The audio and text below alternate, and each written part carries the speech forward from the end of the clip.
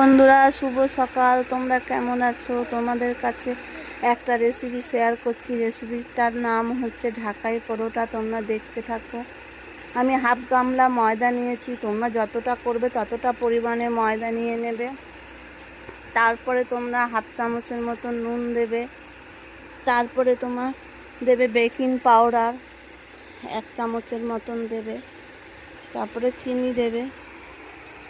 চিনি দেওয়ার পরে 2 চামচ, তারপরে ঘি দেবে 2 চামচ, দিয়ে ভালো তেল দেবে।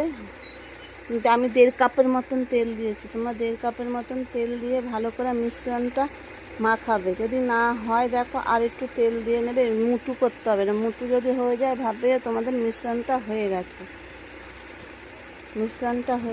তারপরে তোমরা অল্প জল দিয়ে এই আমার মাখা হয়ে গেছে। অল্প অল্প জল দিয়ে মাখবে। এই যে আমার মাখা হয়ে গেছে। তারপরে একটু কর্নফ্লাওয়ার একটু বাটিতে গুলে নেবে। তেল দিয়ে একটু গুলে নেবে ডালডার মতন করে।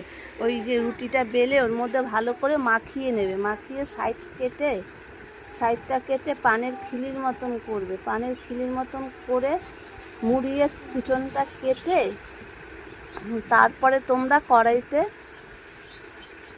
যে আমি দেখো অনেকগুলো করে নিয়েছি এর পানের খিলির মতন, ভিতরের গোলাটা দিয়ে হাঁটা হাঁটা করে মাখিয়ে নিয়ে পানের খিলিটা করতে হবে। যে তারপরে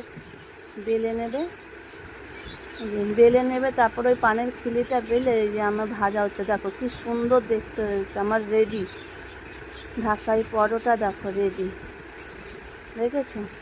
এর সঙ্গে যদি ছোলার ডাল দিয়ে খাও খুব পারফেক্ট লাগবে খেতে। খুব মচমচা হয় এগুলো খেতে। দেখো